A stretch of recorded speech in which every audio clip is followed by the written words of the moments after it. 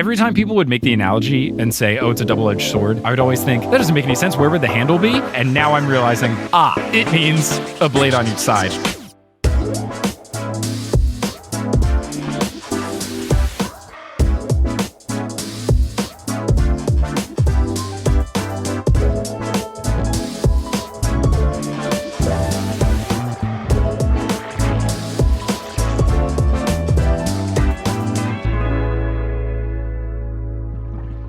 What's good? And welcome back to another episode of The Newest Olympian. My name is Mike Schubert. I am the titular Newest Olympian. I'm a 29-year-old man who never read the Percy Jackson series as a kid, and I am reading it now as a grown man to see if this is the YA series we should have been reading all along. To help me with this quest, I am not alone on today's episode to discuss Chapter 10 of The Lightning Thief, but again, I am joined by the co-host of Tipping Pitches and a podcast producer for The Ringer. It's Bobby Wagner. Bobby, how's it going? Much like Michael Jordan, I am back, baby. You are back, baby. It's been so long since we last spoke, but in release times, it's been a whole week since people have heard us talking about Percy Jackson, unless someone is listening to this after the fact and they're just marathoning through old episodes. Hello. Better late than never, friend. Some Eastern European security official is listening into the conversation live, actually, so they're getting in real time. There's only been 10 minutes that have passed. They are probably from Latvia because they've tracked how many mean things I've said about Kristaps Porzingis. All right, that's enough sports references in the first 2 minutes of this podcast. People are here for the YA, Mike. They are here for the YA. But hey, this book and this chapter has basketball references. So for me to talk about an ex-player on my beloved New York Knicks, I think tracks. Also, it's my podcast. I'm in charge. We're also going to talk about baseball pretty soon because of a Yankees ball cap. Yes, indeed we will. But we're talking about Chapter 10, which is called I Ruin a Perfectly Good Bus. I'm glad that we are back. We had our one chapter tangent delay of a very to-the-point, not very fun chapter title. Still exciting, but not fun. This, I'm assuming they're going to leave on the bus and something bad's going to happen to the bus. I could not have predicted what actually happens to the bus. I was very surprised, but we're back at fun chapter titles. Only a one chapter departure. Hooray. You thought that the bus was just going to break down in the middle of 3rd Ave and they were going to kick you off and be like, you got to walk to the next bus station. I love the New York City Metro Transit system for all of its faults. It's very convenient for getting around. Still not enamored with the buses. It's probably because the most frequent bus usage for me in New York City is to go to the airports, which is just always a horrendous time. But I've just been squished by too many people and thrown about too many times. And I'm also just very confused by the bus stations and what Google Maps tells me about the frequency. Subways make it very clear. There's a big sign and it says how many minutes away it is and you know where it's going. Whereas a bus, am I on the right side of the street? Is this the right bus? Is this going to take me to LaGuardia? Is this accidentally going to take me to JFK? Please, please. Spoken like a Manhattan guy. Spoken like a true Manhattan guy. If you're in Brooklyn, you absolutely have to ride the bus because there are no subways that go north and south in Brooklyn. It's funny how hard it is to get from Brooklyn to other part of Brooklyn using the subway system. Way harder than getting from Brooklyn to Manhattan. So much harder. You got to use the ferry or you walk or you take a bus. I'm very fortunate that Manhattan is pretty easy to get between. I don't think it's fair, though. Brooklyn should have more stuff going on. Get on it, whoever the lady that replaced Cuomo is. Get on it! We're making a lot of grandstanding political stances in these last 2 episodes. Like the first episode was healthcare for all, Medicare for all. And then this episode is fix this public transit in New York. You know, we figured it all out, man. We figured it all out just here on this podcast. Like, it wouldn't be a Mike Schubert podcast if I didn't have some stuff in there for people to leave 1-star reviews about. So we got to hit our quota of people to say, oh, I got to episode 8. And then they said mean things about my close personal friend, Andrew Cuomo. So I got to leave. Review by Chris Cuomo. No, he was just going to do that segment on CNN. De Blasio's a listener, though. De Blasio, fix the subways. All right. When is he gone? Time to talk about Percy Jackson. Anyway, for anyone not in New York, we had 2 very bad politicians. Now we just have one. Hopefully he's gone soon, too. So, Chapter 10. Percy leaves the horn behind at the cabin, packs all of his stuff, which is just one change of clothes and a toothbrush, into a backpack that Grover found for him. Feels like he could have brought the horn.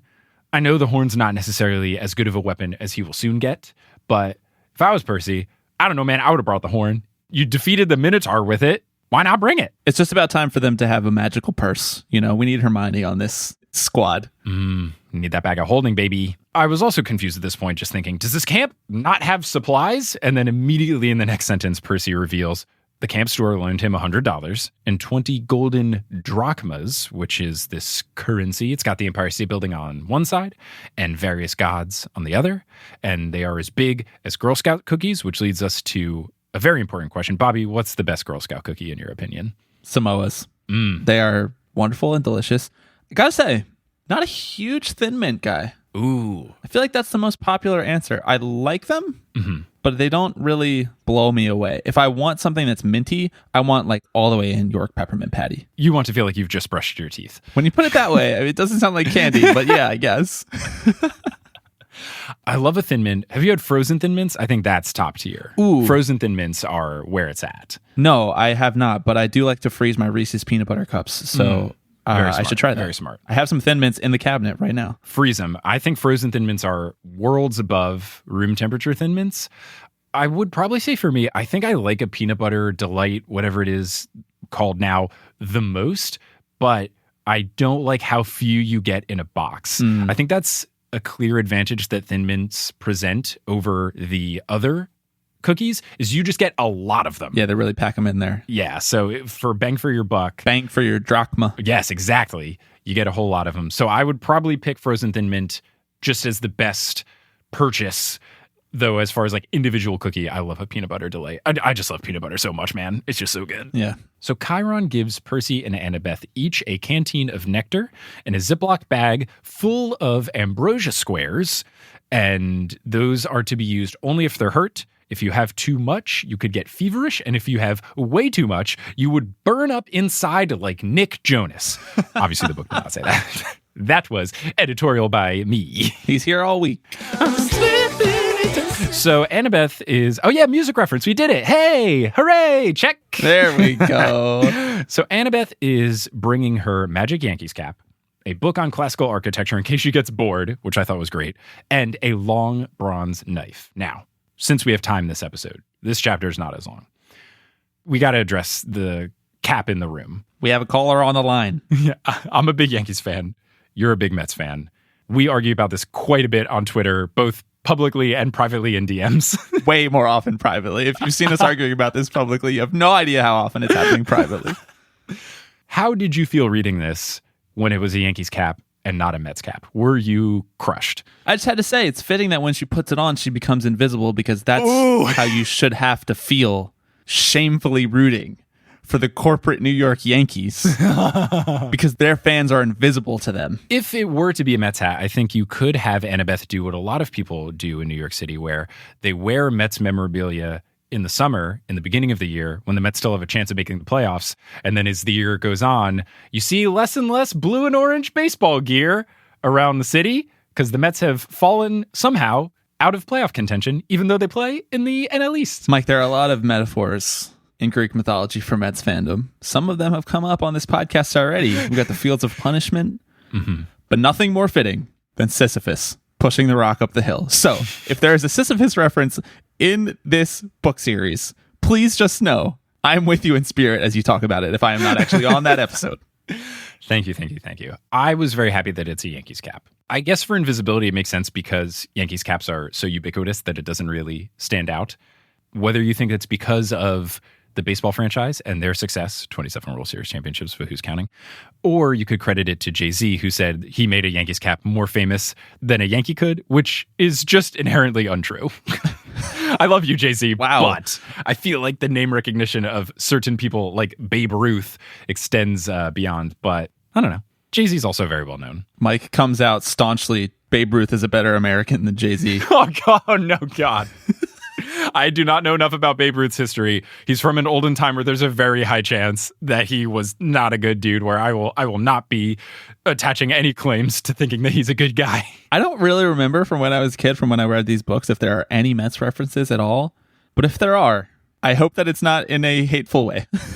We'll see. I mean, Rick is from Texas, so I don't know if he's going to really try to make loads of New York sports references. I feel like he might have checked the one box with the Yankee cap. Yeah. But We'll see if more stuff comes up. Yeah. Maybe there's other magical items based on the Knicks or other teams in the area. I didn't really feel like the invisibility element was explained very well. Why does this cat make her invisible? There's not that many magical objects that we've been introduced to so far. So Yeah. to suddenly have like an invisibility cloak is kind of like a big deal. You know, Grover gets his shoes, which we're about to get to, right? Right. We were introduced to it before. We don't know the magic behind it. We don't necessarily even know the Athena connection because so far all we've really learned about Athena is that she is the goddess of wisdom. So to make that jump to invisibility doesn't feel super obvious. Yeah. Whereas I feel like most people, if you ask them to say something about Hermes, if this was Family Feud, answers one and two would be the caduceus and the winged sandals. So Yeah. when we get the winged basketball sneakers in a sack, that feels more obvious. I would have been interested to learn a little bit more about the Yankee cap, or is there a reason why she has a bronze knife versus a sword? Is that an Athena thing? I don't know if we'll learn more about it later, but I am still intrigued by it, not just because it's a hat of my favorite baseball team, but also, yeah, how does it work? How does it make all of you disappear? I feel like invisibility is like time travel where different movies have different rules. Yeah, but definitely. I want to know more about how it works. I'm intrigued. Does it have to be on your head? Can you wear the hat around a different body part in a pinch? I don't know. Can you wear it backwards? Does it still have the same effect? Right? Is it a brimmed cap? Is it a snapback? What kind of Is hat it a are we dad looking hat? with? Yeah. Was it one of the free hats that you get at the baseball game where it's clearly cheap and poorly made? I need to know. So Grover is wearing his fake feet and his pants to pose as a human. And he's also wearing, bit more suspect, a Rasta-style cap because when it rains, his curly hair gets flattened and you can see the tips of his horns. So I feel like this makes sense.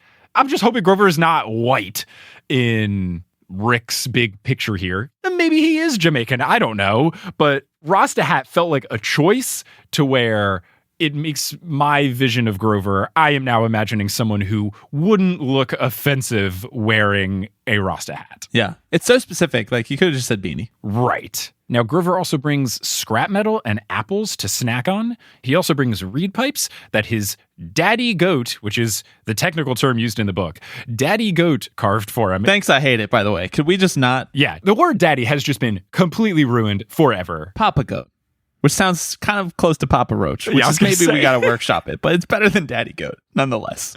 More music references. But his father goat carved it for him, but he only knows 2 songs on the reed pipes. One is Mozart's Piano Concerto number 12. Which one is that? I wanted to look it up.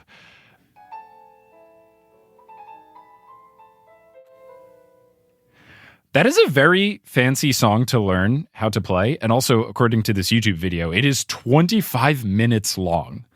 That makes learning Stairway to Heaven on guitar look like a joke. They weren't trying to win the streaming wars back then with Mozart, that's for sure. It wasn't all about 3-minute songs, 30-song albums like Drake. 3 minutes? That's an eternity. You mean 1 minute and 58 seconds.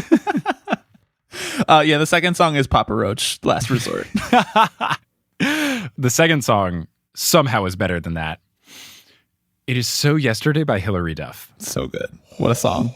What a tune. How 2005 of Rick Riordan. And if I ever get Rick on the pod, first question I'm going to ask, what drew you to pick Hilary Duff So Yesterday?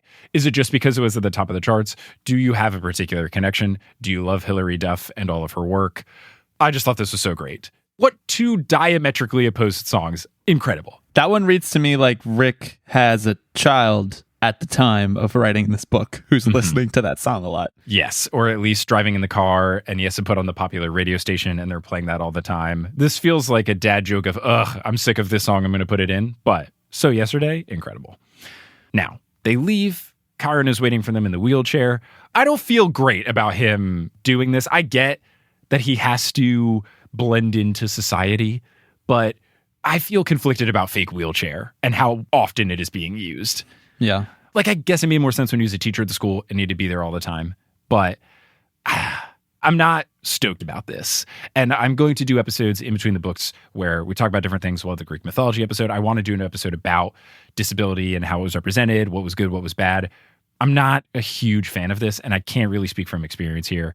But it was just not rubbing with me super well. I don't like how much it's coming up because it is inherently just used as a cloaking device. Right. And I mean, I think that is sort of the case with all forms of disability and their representation in this book series so far. It's been kind of spun to be something else after the fact, the way that Yeah. like the ADHD was spun to be like, because, oh, actually you're meant to be reading in Greek as opposed to Right. just like a disability that you can live with perfectly fine and, you know, live a perfectly happy and fulfilling life. I'm sure that Rick Riordan didn't mean anything negative by it, but it does read a little bit weird after the fact when like the mist is kind of like this all-powerful thing that they could have just made it to appear like anything. Yeah. Early on in the early episodes of this, I was very happy that you have Teacher who uses a wheelchair, you have Grover who has difficulty walking, and Percy with ADHD and dyslexia. And you're right. So far, all of those things have been justified by Greek explanations. The wheelchair is just to hide the horseliness of Chiron. Same with Grover's fake feet to hide his goatliness. And Percy's ADHD and dyslexia is just because he is a demigod and he doesn't know it. Again, you're right. I don't think Rick meant any harm here. I know he's apologized for stuff. I'm sure he has addressed this already, but not ideal. Now, next to Chiron is the surfer dude from the beginning of Percy's arrival at Camp Half-Blood, the guy who's got eyes all over. And I had completely forgotten about this dude, so glad he's back. He's wearing a chauffeur's uniform. His name is Argus, and Chiron says that he will drive you into the city and, well, keep an eye on things. And I just love that author Uncle Rick could not resist a dad joke here. Just couldn't not do it. And I appreciate it. Luke then comes running up, and Luke, much to my delight, is holding a pair of basketball shoes. Very excited that he's got the sneakers here. And he gives them to Percy, who, of course, got a little bit grumpy, as narrator Percy, when he sees Annabeth blush at Luke's arrival. Classic Percy. Then Luke says Maya, and white bird wings sprout out of the heels. And I realized, of course, son of Hermes, this totally makes sense. I'm assuming Maya is some sort of Greek god. I don't know if you know who it is. I read it as like a Greek command word, almost like the spell that activates the shoes. I've consulted Google. Maya is apparently the mother of Hermes. So that makes sense. Makes total sense. Let's learn more about Maya in a future episode. Question. What kind of shoes did you picture? Ooh, I definitely pictured Jordan 5s. I pictured Jordan 11s. I think that's good. They've got the swoopiness. I pick 5s just because the sides of 5s have those little zigzaggy firebolty things. Yeah. And I feel like those could turn into wings. If Jordan won't shell out the bag to sponsor this TV series when it comes out or whatever, I would accept Nike Hyperdunks or Huaraches. Given how many fire Nikes and Jordans Jason Sudeikis is wearing as Ted Lasso in Ted Lasso, I would be absolutely flabbergasted if Nike didn't get into the Disney mix and made sure that everyone is wearing Nikes and Jordans in this show eventually when it comes out. Absolutely. Hopefully it's not as clumsily handled as how often the Apple iPhone appears in Ted Lasso because it is an Apple TV Plus show. The most unrealistic thing about Ted Lasso, aside from many elements I'm sure about Premier League that don't make sense, but no one has a phone case. 0 people have phone cases. Yeah, 0 phone cases. Just so that you can see that Apple. And even the way everyone holds their phone, no one ever obstructs the logo with their fingers. They're like, yeah, here, I'm just delicately holding this $1,200 phone. And how many times they make reference to FaceTime and Siri. It is quite clear. I love that show, though. That show is perfect television. Yes, it's a great If show. anyone is not watching Ted Lasso, after this episode is over, stop and marathon through all of Ted Lasso. After this episode is over and after you've listened to every episode of Potterless, Modern Muckraker Horse, and also Tipping Pitches. Don't forget meddling adults, too. Come on, you gotta listen to everything. Oh, so true. So Luke says that these shoes served him well on his quest, though he hasn't had much use of them of late. And then he gets sad. And I took this as genuine, not as Luke going, oh, but I haven't had much use of it. Like, I don't think it was a woe is me move. I feel like he said the sentence and then halfway through realized, oh no, I've just said something incredibly disappointing. Percy gets all choked up. He thought it was just nice enough that Luke would even want to say goodbye to him, let alone give him this stellar gift. And he then notes, as the narrator, he says that he blushes almost as much as Annabeth did, which is so good and so cute. And I appreciate, we'll see how this friendship develops. We will see how Percy and Grover's friendship develops. But so far, feels like we've got healthy male friendships, which is very refreshing. I like this. There is like again, I will say, as I said in the last episode, being a 12-year-old boy is a very impressionable time. And for Luke, who's like this older teenage boy, you do kind of like look up to that person immediately as soon as they're nice to you. Of course. As he has been training him over the last however many days or however much time has passed, you know, you aspire towards that. And so for him to like come over out of his way is a really cool thing to do, because when you're 12, just being acknowledged by someone who's like 17, 18, or 19 or whatever is enough. But then for someone to go out of their way and give you something too, it's, as you said, healthy male friendship. Cool. It's great. I really enjoy it. Luke then looks nervous and he tells PJ that there's a lot riding on this. So, quote, kill some monsters for me, okay? They shake hands. Then Luke pats Grover's head and gives Annabeth a hug. And narrator Percy says Annabeth almost passed out, which, great. Love that note. After Luke was gone, Percy says to Annabeth, quote, you're hyperventilating. And she goes, I am not. And then he says, you let him capture the flag instead of you, didn't you? And she says, oh, why do I want to go anywhere with you, Percy? This is great. They're perfect for each other, whether it takes the angle of friendship or relationship. I just love how beautifully sassy they are to each other. And I like them as a pair. However it forms, I just like them together. Yeah, they're very funny together. And the slew of sea and ocean related insults that she just has in the bag ready for him is really good. Super solid. At the car, Percy has a sinking feeling when he looks again at the shoes, and he touches base with Chiron and says, I can't use these, right? And Chiron confirms, yes, given the classic you have to stay out of the sky argument. But then Percy has the bright idea to give them to Grover. Grover puts them on his fake feet, and narrator Percy says, quote, the world's first flying goat boy was ready for launch, which is just a great turn of phrase. It's another element of Percy's kind of natural born leadership to like not get down on the fact that he can't use this gift that his newfound friend and also kind of mentor just gave him, but to put it in the hands of someone who will, you know, no spoilers, need them in the very near future. Yeah, it's very practical of Percy to not get upset and think, oh, well, if I can't use them, no one can. Yeah. Luke gave them to me. But he immediately goes, well, I have no use for these. I know someone who could use them. So I think it's nice. Grover does a test run. Doesn't go super well. And Chiron says that he just needs practice. Chiron then goes on to lament not training Percy enough, saying that he didn't have enough time. This felt too rushed. Percy says no big deal. And Percy was then about to express frustration towards his father not giving him any sort of magical item to help, but he doesn't want to come off as a brat, so he doesn't say anything. Huge! That is monumental for a 12-year-old. I have incredible respect for Percy here. Because he's showing a level of maturity as to not wanting to seem entitled? Yeah, just not wanting to come off as either unappreciative or whiny. He doesn't want to just seem like he's a jerk and just thinking, oh man, where's my gift from my dad? I just like that.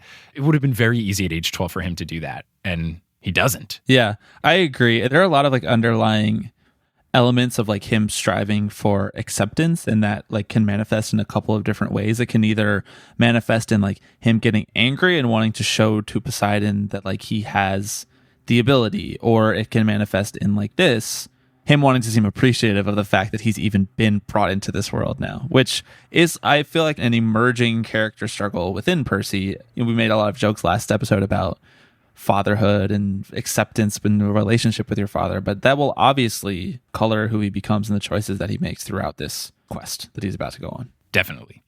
So Chiron gives him what appears to be a ballpoint pen, and Percy is underwhelmed. And immediately I thought, Percy, do you not remember Chiron's history with pens? Exactly. How do you not remember the time that you almost died and he threw this pen to you? Every pen I saw for the rest of my life would be like, that's a sword. That's a sword. That's a sword. It's like Oprah. That's a sword. You get a sword. You get a sword. You get a pen. You get a pen. Last episode, you said you wanted to go into water to see if it would make you stronger. This gave me a similar thing where when I read this, I wanted to open every single pen in every drawer of my house, in the studio, at my parents' place, and just see, are any of these a sword? How'd that work out for you? Did you find any? 0 swords discovered so far. But yeah, the fact that Percy initially goes, oh man, this pen couldn't cost more than 30 cents. What a crap gift. First off, he's obviously not giving you a pen as a gift. That would be ridiculous. But also, come on, man. Percy's also never paid Pilot G2 prices, dude. These pens are $4.99. You better cherish that thing. I used to use Bic Atlantis. That was my go-to in middle school. Loved a Bic Atlantis. When I was in the engineering plant, we had the Zebra. Those are really good and very expensive. And then there was something that kids had that I thought was overrated in 5th grade. It was called like Dr. Grip or Mr. Grip. It was a really chunky pen. Highly overrated. Yeah. Not very good. Not a good pen. Yeah, not too chunky, not too thin. I need something that is like right in between. This has been Pen Talk. I have very specific specific pens that I like now. I like a blue pen, thin point with a little bit of inkiness, but not too much to where if I wait a beat and wipe, it doesn't go away. Yes. That's where I like to live. That's where I operate. Well, we're just fishing for a pen sponsor. Yo, Bic, Pilot, come through. Let's do it. Let's make it happen. So yeah, Percy is underwhelmed, but then he eventually remembers. And Chiron says that this pen is from Poseidon, and the prophecy is now clear. Percy is the one Chiron has been waiting for. So Percy removes the cap, and it turns into a bronze sword with a double-edged blade. And at this point, I looked at the cover of my book, and I am 29 years old, and this is the first time I realized what a double-edged sword means. Every time people would make the analogy and say, oh, it's a double-edged sword, I would always think, that doesn't make any sense. Where would the handle be? And now I'm realizing, it means a blade on each side. But isn't every sword, except for like a swashbuckling pirate scepter, isn't basically every sword a double-edged sword? I really don't know. You know, now that you say that, I did kind of bristle at that line and think, like, is he Darth Mauling it out here? But no, you're right. I just think that some swords have like a sharper side because it's cheaper to make it that way. Makes sense. And so if you have like a medieval broad style sword, it's only meant to be swung in one way or the other. And if you are envisioning yourself fighting against someone else with a sword, it doesn't really matter what side you swing to their sword, as long as you knock it out of their hand, and then you have the sharp side to, as they say in Mortal Kombat, finish him. Mm-hmm. I also guess if you had a fencing sword, a rapier, if you will, that is just a pointy at the end sword. Shout out to the one fencing class I took in college. What? Yeah, fencing was great. You had to take a physical activity elective at some point in your 4 years at Rice, and my senior year I took fencing because it was taught by, at the time, the guy who taught the U.S. Olympic team. Oh. He would come in, he lived in Houston, and he would teach us. So yeah, I learned how to fence from the U.S. Olympic coach at the time. Now, talking about slumming it with you guys. Go from Olympians one day to a bunch of Rice kids. It was very fun, and I was pretty good. We had a big tournament at the end of the class, and I did win the tournament, which was pretty sweet. So you're ready to reenact the famous Parent Trap fencing fight. Mm-hmm. I have never fenced since. The last time I fenced was the final bout in our final end of the year tournament, and I have not touched it since. Retired at the peak of my powers. You went out on top. Went out on top like Jordan, baby. And I haven't come back yet. Hello, and welcome to the lightning brief for this episode. If you are out there listening and wish you had some nerdy friends to talk about either this book or other books in the series or the podcast with, you are in luck because there are multiple communities surrounding the Newest Olympian. If you go to facebook.com/Newest Olympian, you can check out the groups that we have there. We have one that is spoiler-filled and one that is spoiler-free. And if you support the show on Patreon, you will get access to the patron-exclusive Discord, and we have a bunch of different channels where you can talk about the book up to the most recent episode. You can talk about just TNO stuff in general about the podcast. There's a channel for people who have read the whole first book. There's a channel for people who've read all the books in the Rick Riordan universe. There's also a bunch of other channels. We have an off-topic one, or one where you can talk about food that you're cooking or creative projects that you're undertaking. All of that lives in the Patron Discord, which you get access to by supporting the show at thenewestolympian.com/Patreon. And speaking of that Patreon, it's time for some more patron shoutouts. Shout out to Sydney, our newest Mega God patron. Shout out to Sam Wickstrom, our newest Super God patron. And shout out to Shannon Irene, Gord DeRocos, and Manuela Pole, who are our newest God tier patrons. Also, a name correction for Brianna Burrell and Kelsey Webben. If I've mispronounced your name in a patron shoutout, please shoot me a message on Patreon and I will do a name correction for you. And now we can finally embark on thanking the backlog of new demigod patrons that are supporting the show. So shout out to Jonathan Moore, Jess Rogers, Marianne O, Celeste Smith, Ryan Patterson, Kevin McCain, Steve Trelaw, The Damn Bookworm, Katie Littleton,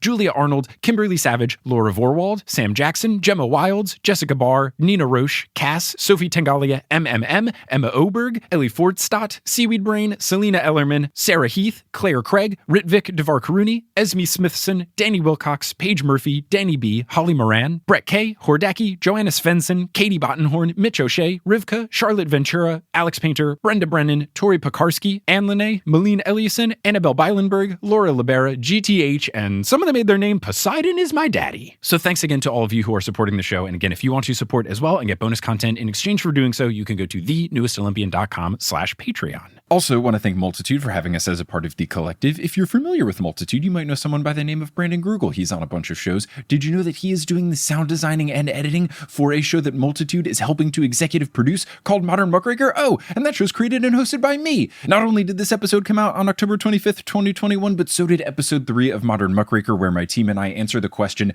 how many IHOP locations can someone visit and eat free pancakes at during one National Free Pancake Day? If you want to hear this and other deep dives into ridiculously specific pop culture questions, you can hear that and all the other episodes by searching Modern Muckraker wherever you get your podcasts or going to our website, modernmuck.com. And before we go, just a word from some sponsors who make it feasible for me to podcast as a full-time job. Some of these ads will be read by me, some of them won't. The ones that aren't are locally inserted, so if you live in Portugal, don't be surprised if you hear an ad in Portuguese. And once those ads are complete, we'll get back to this episode of the newest Olympian. So yes, it is a double-edged sword. It has a leather grip, and it has a flat hilt, which is riveted with gold studs. Sounds very cool, but on top of that, when Percy holds it, it feels right. It is the first weapon that has ever felt balanced in his hands. So this is very important, and I'm sure this will help him in his various duels to come over the next 4 books and change. Chiron says that the sword has a long and tragic history that they didn't get into. I hope they get into it later. And its name is Anaklusmos, which is not the last name of Giannis Antetokounmpo, but is a Greek word that translates into riptide. Percy just instantly knows the translation. It's a great name for a sword. Yeah, it's a sick name. This is my sword, Riptide? That is so cool. Are you kidding me? I'm going to name my next dog that. This is my dog, Riptide. They're here to wreck your day. It has to be a really fluffy, tiny dog. You can't have a pit bull named a Riptide. You have to have a Shih Tzu named Riptide. I'm down. I'll do it. Anyone listening, if you are looking for a pet name, you have our full blessing. Name your pet Riptide. Name your cat Riptide. Name your fish Riptide. That might be a little too on the nose. Name your pet Riptide. Send a picture of your pet to us. Yep. Tweet us out. You can become the official whatever pet of the newest Olympian. First person to do it. So Chiron says Percy should only use the sword in emergencies and only against monsters. He even goes on to say that it wouldn't even harm a mortal if he tried. And A, I think that's a pretty cool safety feature. But B, Percy goes, how does this work? And you get a cool quote from Chiron. The sword is celestial bronze, forged by the Cyclops, tempered in the heart of Mount Etna, which, again, Insurance Mountain, cooled in the river Lethe, I think is how it's pronounced, but I'm not positive. It's deadly to monsters, but the blade will pass through mortals like an illusion. They are simply not important enough for the blade to kill. Oh wow. My God. Absolutely bodied. Incredible amounts of shade. And I should warn you, as a demigod, you can be killed by either celestial or normal weapons. You are twice as vulnerable. It's a bit of a double-edged sword there, Mike. And Percy replies, good to know. But yeah, I mean, that sucks for Percy. Makes his life a lot harder. Percy then caps the pen and puts it away and immediately is very nervous because he loses pens all the time at school, which is a very 12-year-old concern because people would ask to borrow pens and I would hate it. Never. Well, because you can't say no because you have an extra pen and then you seem like a jerk. Mm-hmm. But if you say yes, you also kind of have to do the thing where you accuse them of stealing it before they actually steal it so that they give it back and fear your wrath. But then you usually end up not getting it back. Oh, I forgot. Oh, I had to leave for another class. Oh, I was so stressed about this test. Oh. In hindsight, what I should have done back then was in my box of pens, in my pencil case, I should have had 3 those terrible Bic ones that don't even have a grip thing. The ones that are either black or blue, that they aren't even erasable pens, but if you have an eraser for an erasable pen, you can still erase them. Those, I should have had 3 of those on display so that if someone asks, I could give them a pen and then I'm still cool and I'm a fun dude. But if they don't give it back, no harm, no foul. And then I just always replenish my pen supply so that I always have 3 on hand. This also brings me back when I was a waiter at Papado Seafood Kitchen because we would always have pens to give out to the tables. And for some reason, Papado Seafood Kitchen was very stingy with their pens. I think all restaurants are. I don't get it because getting a bunch of these pens is very cost effective. And you can just give them out. They would do different pen color combinations for different events. And sometimes they would be awards, which was whack. But the problem is these pens would be branded with the Papado Seafood Kitchen logo on them. And you'd put them in the check. And people naturally would see this and go, oh, I could probably take this pen home. Free branding opportunity. Yeah, I get why people would do it. It would still make me frustrated because then I would have one less pen. And then sometimes I would only have 4 pens and I would have 4 tables. So if you took my pen home, you got to borrow pens from other people. That's a whole thing. You have to bring extra pens. Then you're buying pens for your job that you're already criminally underpaid for. I directed all my anger at Papado Seafood Kitchen for not just giving us a lot of pens because people would take them home all the time. Quick story about a pen and a restaurant. Yeah. They left a wonderful pen at this restaurant that I went to once with a group of friends. And we were like, this is so nice. It was like a mini Pilot G2 style pen. It was like perfectly inky, whatever. That's got to be the waiter's personal pen, though. There's no way that's the restaurant's pen. You think so? Yeah. Because my one friend was like, I have to have this pen. And we were like, okay. And they were like, I'm taking the pen. And we were like, okay. And they took the pen and they put it in their pocket. And the waiter came back and took the check back. And he was like, do you have the pen? Yes. And my friend had to be like, oh, yeah. So, and they were like looking around for it and they like found it in their pocket and they had to play it off like, oh my God, such an accident. I didn't mean to grab this. Absentmindedly. Yeah. Here's my theory. If someone gives you a pen that is not branded with the restaurant's name on it, they have brought that pen from home or purchased it, or they have an emergency stash and they had to use that. If it's got the logo on it, fair game. And hopefully most restaurants are not like Papado Seafood Kitchen where they actually have enough pens for their servers. My rule of thumb is, first off, tip your waiter at least 20%. If you don't have enough to eat out. But then also, if that pen is not branded with the logo of the restaurant, that's probably that server's pen that they probably paid money for. Okay. Wow. Well, the more you know. Now everybody listening knows all about pens. This has been Pen Corner. But much to Percy's delight, Chiron says that Percy cannot lose the pen. And Percy didn't say anything, so I wondered, can Chiron read minds? Or is it like the Grover thing later where he can read emotions really well? Because this felt incredibly on the nose for Chiron to point out. He basically explains that the pen has Keyblade rules from Kingdom Hearts, where if you lose it, it'll teleport back into your hand. So he says to Percy, try it. So Percy just chucks the pen away, and then after a beat, it reappears in his pocket. Percy says, quote, okay, that's extremely cool, but what if a mortal sees me pulling out a sword? And then Chiron explains the mist. So Chiron says that if Percy reads the Iliad, he would see loads of references to this mist. Quote, whenever divine or monstrous elements mix with the mortal world, they generate mist, capital M mist, which obscures the vision of humans. You will see things just as they are, being a half-blood, but humans will interpret things quite differently. Remarkable, really, the lengths to which humans will go to fit things into their version of reality. And I did not need this burn, Chiron. Absolutely savage. Sometimes it really sneaks through in the books, like how much of a condemnation of, American society Rickriordan's trying to paint here as well. And like how fantastic it seems, the Greek elements, but how not that different it really is when you boil down thematically. And I thought that was very astutely said. Yeah. A very sharp burn by our friend Rick. A very good one. Although also like Percy's just going to read the Iliad with what free time? You're sending a 12-year-old to Los Angeles with no money. The Iliad's pretty long. Were audiobooks around in 2005? I feel like they might have been. Maybe on his click wheel iPod or the iPod video, he could download an audiobook or something. They gave him $100, Mike. He can't buy an iPod. Not in that economy. So the quest being real finally sinks in to Percy, and he recognizes, I'm leaving Camp Half-Blood with no adult supervision, no backup plan, and no cell phone. And the reason he can't bring a cell phone is that apparently monsters can track cell phones. Rick knew about the NSA way before everybody else. Now, I have not read a lot of YA series. Famously, I've read Harry Potter. They have a weird technology doesn't work rule. Is it just a common thing of all YA series that there has to be some element where there's this very convoluted workaround to make sure that technology doesn't work? Because this felt like quite the stretch. Yeah, this was a big stretch, though. I do think story-wise, it makes a difference because it's not really that interesting to read about people talking on the phone. Like, how pervasive cell phones are now in our society, but also in like movies and TV. I feel like I don't like I am on my cell phone all of the time. Therefore, I don't want to spend my time watching or reading about someone who's on their cell phone all of the time. Yeah. I don't need to see Percy Jackson's tweets. Yeah. Maybe he would have good tweets. I don't know. I don't need to see everybody's in this book's tweets. That's for sure. But, I appreciate that they're not prominently featured because I feel like it would be a hack most of the time, and it forces the characters to really stay together and creatively problem solve. But the workaround for it was kind of yada yada. Right. I'm in the exact same boat. I like the result. Don't necessarily like how we got there.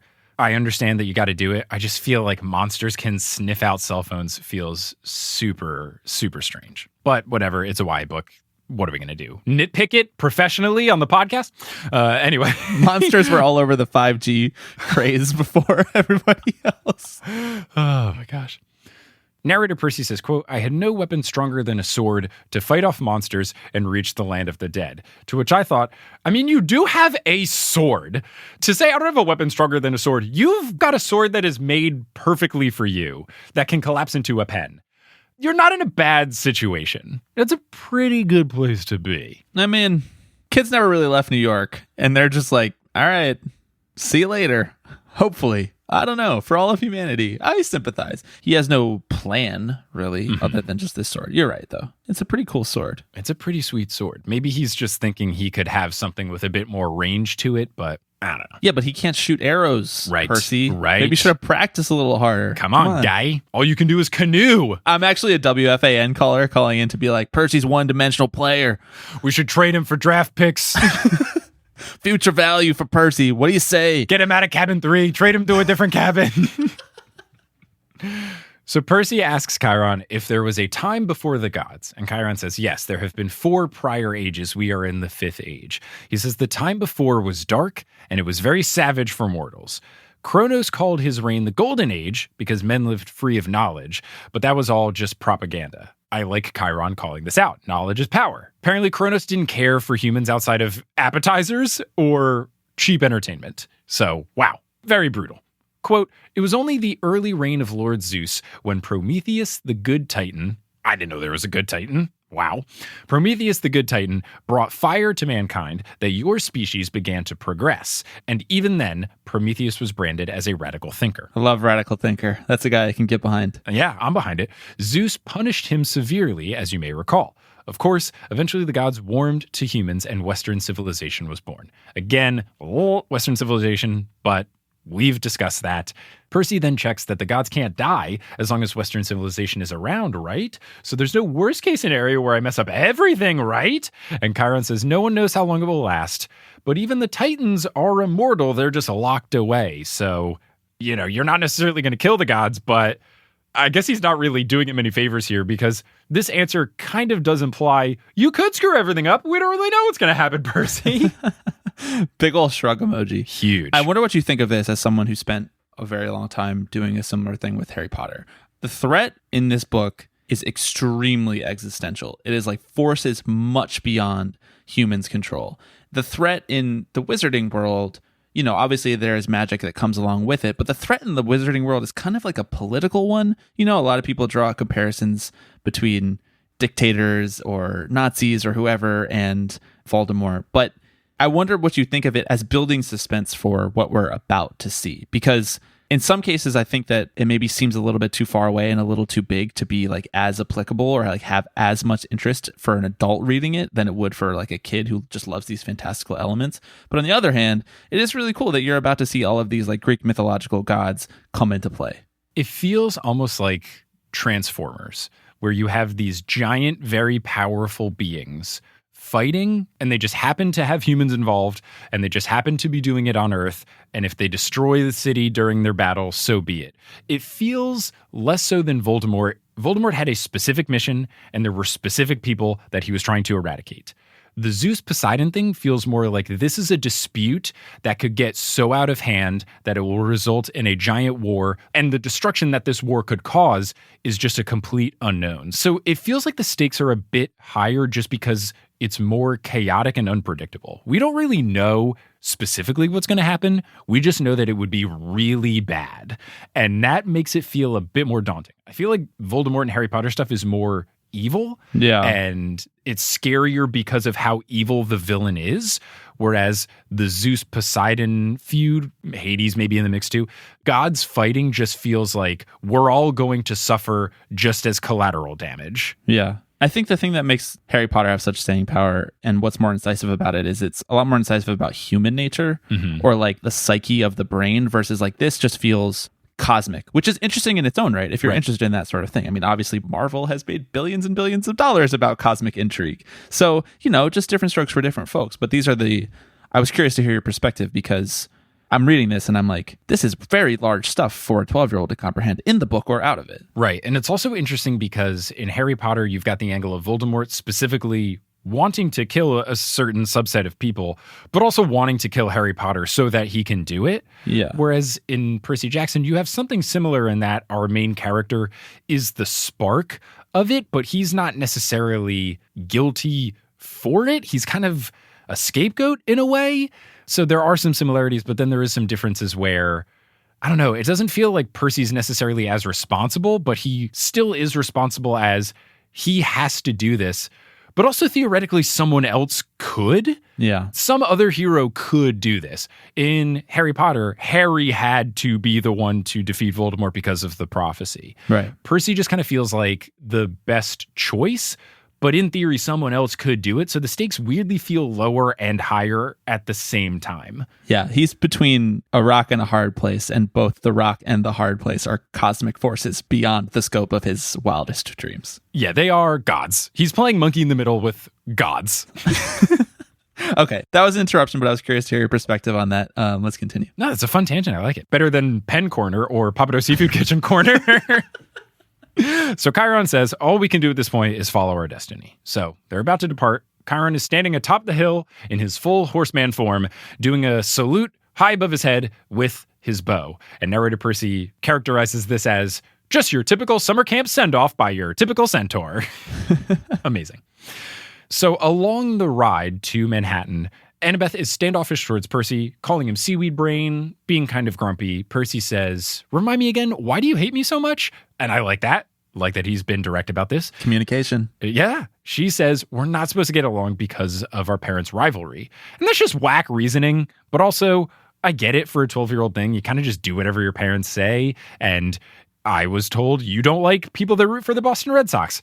Got it. Stuff like that. But this feels like a bit silly for Annabeth to think, this guy's my friend. Actually, he's not my friend anymore. Percy then asks, why don't Poseidon and Athena get along? Annabeth says there's a bunch of reasons, but gives two examples. One, Athena caught Poseidon with a girlfriend in Athena's temple, which is apparently a big no-no.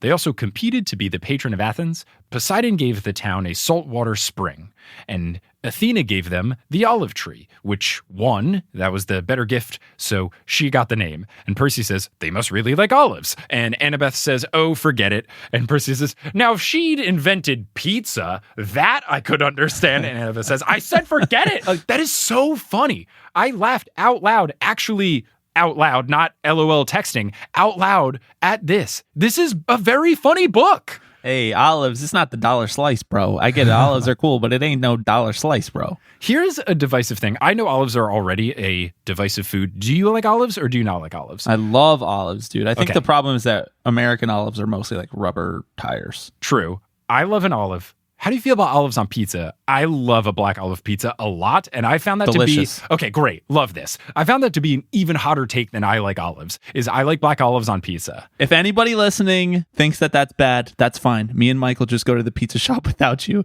and we'll split an olive pizza. Look, we'll go to Di Lorenzo's Pizza in Central Jersey, the best pizza place in the world. Fight me. Second place, there's Pizza Zizza in Italy. It's very good. And yes, its name is Pizza Zizza, and it's phenomenal. Go there and then tell me if it's not good. You won't be able to. But we'll go to Di Lorenzo's, you and I, and we'll get a full olive pizza, and we'll just be in pure olivey bliss. Hey, we're going to sit down at Di Lorenzo's. We're going to break bread together. Dude, Di Lorenzo's is so freaking good. It's so good. I miss it so much.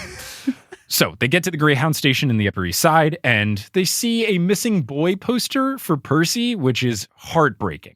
Absolutely heartbreaking. Now, Argus leaves after they get their tickets.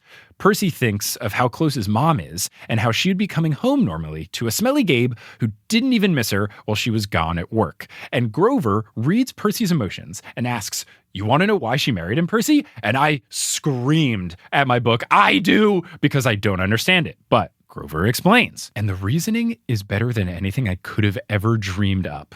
Yeah. Apparently, Smelly Gabe truly does live up to his name of Smelly Gabe. He reeks so foully of human that it hides Percy's godlike scent. Now, I don't know if this is literally because he is just a smelly person or if he is so basic and so boring that it hides interesting godlike people around him. But this is the greatest reasoning ever. I read it like he actually stinks. Okay. Like he smells bad. Either interpretation, but Grover goes on to say that basically this smell has protected Percy, kind of like the Dursleys in Harry Potter, where going and living with Smelly Gabe every summer protected him over the course of the year while he was at boarding schools. And Grover says that Sally must really love you if she would put up with Smelly Gabe for years just for you. The whole marriage is just for you. They could have found a guy that smells bad and was also like respectful of women, you know? That's why I want to say it's not just foul smelling. I want to say it's because he's a bad person and because he's odorous, selfish. Yeah, I want to think it is a metaphorical smell to Smelly Gabe and not a literal smell. Maybe it's both. Maybe it is both. So this just increases Percy's determination to get her back. And he reveals as narrator, he's not doing this for the bolt. He's doing this for his mom. But he is upset at Poseidon. Quote, "I resented Poseidon for never visiting me, never helping my mom, never even sending a lousy child support check. He'd only claim me because he needed a job done." All right. Percy, though, does feel a little guilty that the only reason he's doing this quest is to try to get to the underworld and get his mom back, and he hasn't told Grover or Annabeth. So I feel like this is probably where we're going to get that fight where one of the two gets upset when they learn what's really going on. I feel like that's going to be the spark. And I'm really believing that the not getting what you want is not saving his mom. I feel like that's going to happen for sure. But when Percy does think of the final part of the prophecy where it says he's going to fail, he tells the little voice in his head, "Shut up," which is good. I like this. So as they're waiting for the bus, they play hacky sack with an apple to pass time before it arrives. Age-old tradition, Mike. You're just sitting around with your boys, playing a little hacky sack with the apple. Come on. I can't even play hacky sack with a hacky sack. To play with an apple, that seems impossible. Apparently, Annabeth is god tier at it, and Percy's pretty good too, but she's just on another level. The foot-eye coordination there. They have rich careers in their future as Premier League soccer players. Pretty much. Now, the game ends when Percy kicks it too close to Grover's mouth and he eats the entire thing in one bite, which is a perfect ending to the game. When the bus arrives, Grover starts sniffing around wildly, which had me incredibly worried. They surprisingly still get on the bus, but it's Mrs. Dodds. She's back, but she looks older and more withered. And I thought, okay, that's good. But immediately I thought, oh no, this is bad because the other two Furies get on the bus too. Not good. Not good at all. Especially because the bus then starts to move. Not ideal for our boy, Percy. You're in a bit of a situation here when you're stuck on a New York City bus with the Furies in front of you. Not ideal. In front of the only exit. Yep. Percy says, quote, "She didn't stay dead long." And then he says, "I thought you said they could be dispelled for a lifetime." Annabeth clarifies that this is only if you're lucky, and you are obviously not. So the bus is moving. They're trying to think of an escape plan. And Percy, while they're figuring it out and everything seems to not be working, he says, well, they're not just going to kill us, right? Wouldn't people see this? And Annabeth says, the mist is so strong that these humans aren't going to notice. This mist is very powerful. Yeah. That's a lot, man. I'll let you explain what happens next, but I have some questions about what these humans actually saw. Maybe we can get a little supplemental interview here, a little man on the street, you know? So they're in the bus. They go into the Lincoln Tunnel, which means they're going to New Jersey. Makes me very happy as someone that was born and raised there. Dodds announces to the bus, which I think is funny, that she needs to use the restroom, and the other two announce this as well. This feels very much like a Men in Black alien pretending to be a human. I need to use the restroom. So do I. Annabeth gives Percy her hat and says you should sneak past them because they're coming down the aisle Our trio is more towards the back. The trio of Furies was more towards the front. So sneak past them, and Dodds sniffs and stares at Percy, invisible Percy, when he passes her, but she doesn't do anything. The other Furies then surround Annabeth and Grover and ask where it is, referring to Percy. Annabeth then brandishes the bronze knife and says that he's gone. Grover gets ready to chuck a can at them. And then Percy, as a narrator, says, "What I did next was so impulsive and dangerous, I should have been named ADHD Poster Child of the Year." Not a fan of this line. Didn't think that was great. I don't like drawing the connection of making a brash decision to try to save your friend's life and then just saying that this is clearly an ADHD move. Wasn't enamored with this. What he does here is like cool and heroic. Yes. So there's no need to like associate it with brashness or necessarily, but like that's part of a heroic quality. That's part of like throughout all of Greek mythology, all of the demigod stories. It's always like they're doing something, and this is part of what I talked about last episode, and with the humanity of it, they're doing something that is not advisable, but is necessary. Right. You have to be quick on your feet. Sometimes you have to do ridiculous things. So first off, I think to characterize this as a negative decision or an absurd choice for him to make, I don't think that's correct. And then to tie that in with ADHD as if all decisions made by someone with ADHD or whatever a quote unquote ADHD decision, in his words, is, to associate that as a bad thing, that felt bad. Just because you have ADHD doesn't mean the choices you make are bad. So this line I really bumped against and I wasn't a fan of. Yeah, I hear you. Absolutely. So the bus driver gets distracted by what's going on. Again, confused with the mist. What can they see? What can't they see? I love this way. In my head, I'm picturing these three old women arguing with these three children, and that's what the bus driver is seeing. There's just hearing like these two yell at each other, which is like, you know, New York City bus driver would be like weird, but not unprecedented. Of course. Maybe because they're kids, the bus driver wants to say they're being mean to kids and you would step in. But yeah, if adults are arguing on a bus, that's just Tuesday in New York. And that's nothing special.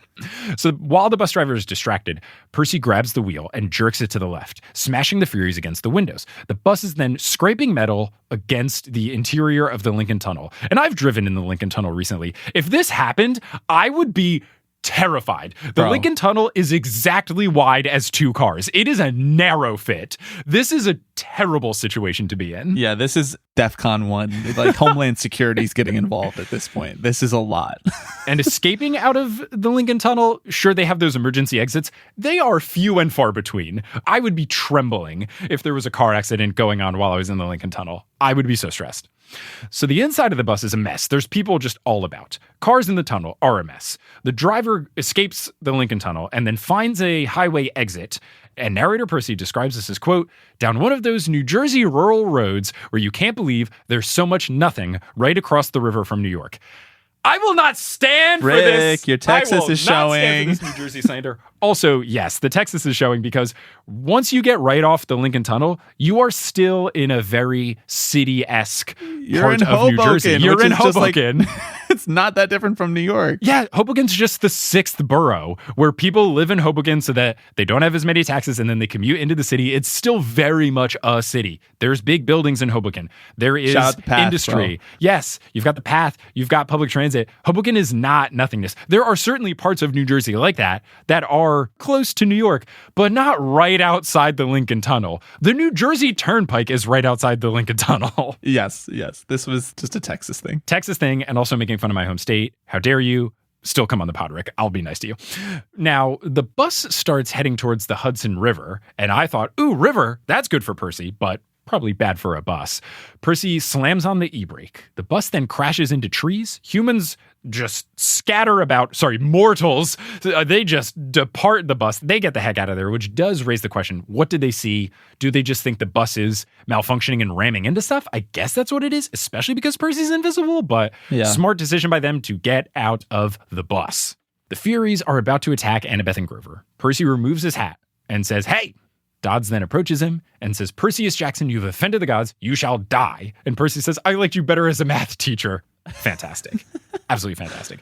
Percy whips out Riptide. Dodds gets a whip, which is classic Fury stuff based on my limited knowledge of the Furies from Hades the video game.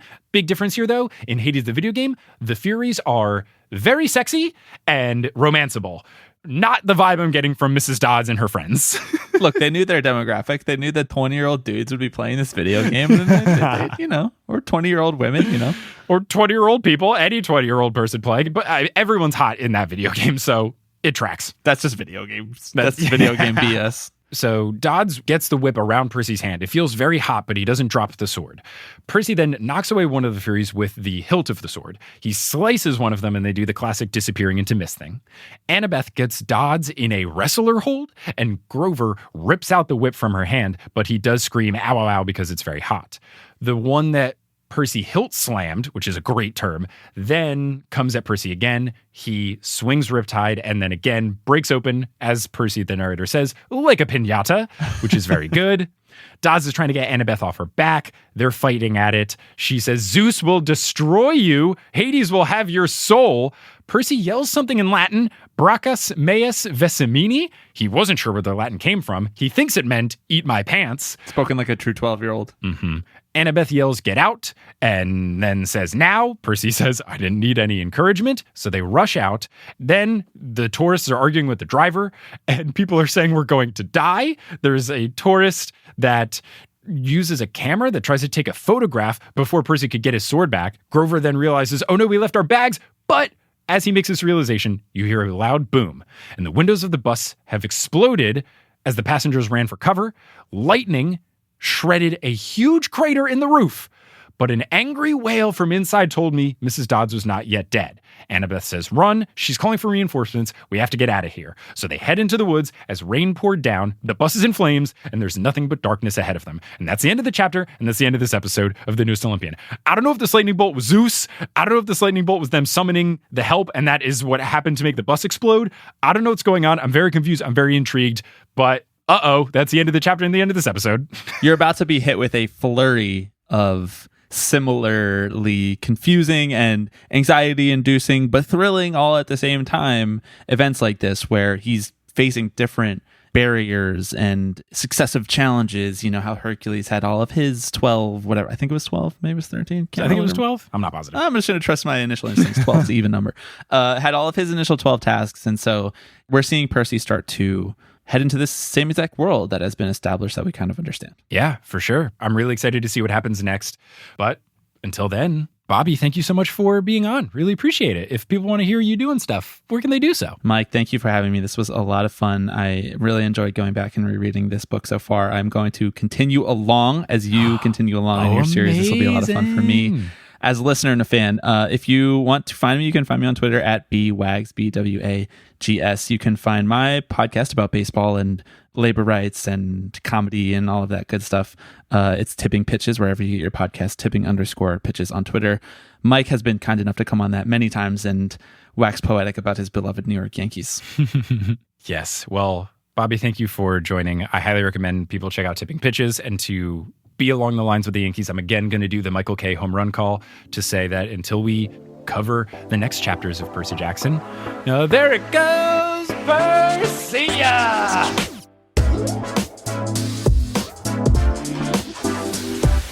Hey, thanks for listening to this episode of The Newest Olympian. This podcast is created, hosted, and produced by me, Mike Schubert. I also run the social media and the website. Our editor is Sherry Guo. The music is by Bettina Campamanes and Brandon Grugel, and the art is by Jessica E. Boyd. If you want to follow the show on social media, we're at Newest Olympian on Twitter, Instagram, and Facebook, and we're also at reddit.com/r/The Newest Olympian. If you want to learn more about the show, such as what chapters we're covering in the future, you can go to thenewestolympian.com. And if you want to support the show and get access to loads of bonus features, like that Patron exclusive Discord, like bonus episodes, like monthly live streams, like stickers and pins, you can go to thenewestolympian.com/Patreon. Speaking of that Patreon, want to give a shout out to our producer level patrons: Lauda Bartova, Kelsey Gillespie, The Damn Steam Nuggets, Emma Cooey, Vicky Garcia, Ellie Hoskovchova, Veronica Bartova, Natanya Page, Haley Hastings, Robin Garcia, Frida Vikstrom, Megan Moon, Tuff Bayfong, Moo Productions, Don't Call Me Nymphadora, Olivia Y, Craig McRoberts, Griffin Dork, Taylor Payne, Giselle Salvador, Minka Dreesen, Can't I See We Brain, Matt Barger, Peter Johnson the Twin, Sabrina Balsiger, Mooney B, Boney Pony, Harlan Christ, Heather McMillan, Casey Canales, Polly Burridge, Nikki Harris, Tatiana Schmidt, Sandra Rose, Bridget Lowry, Aidan Lippold, Josh Sayer, Percy Blue, Josh Wilkie, Martin Anvik, Abby Ryan, Josh Clements, Angela MF, Mary Baumgartner, Shannon Yvonne Aguilar, Wise Girl, Alpacas Are Hope, and Joaquin Rodriguez Clamor. If you want to help out the show but can't do so monetarily, you can do so by spreading word of the show, talking about the show to your friends, to your parents, on social media, leaving a rating and review on Apple Podcasts. All of these things help, and I would very much appreciate any of you who do so. But thank you again for listening, and hopefully you'll tune into our next episode where we cover The Lightning Thief, Chapter 11, with Beth Reekles. And until then, I'll Percy you later.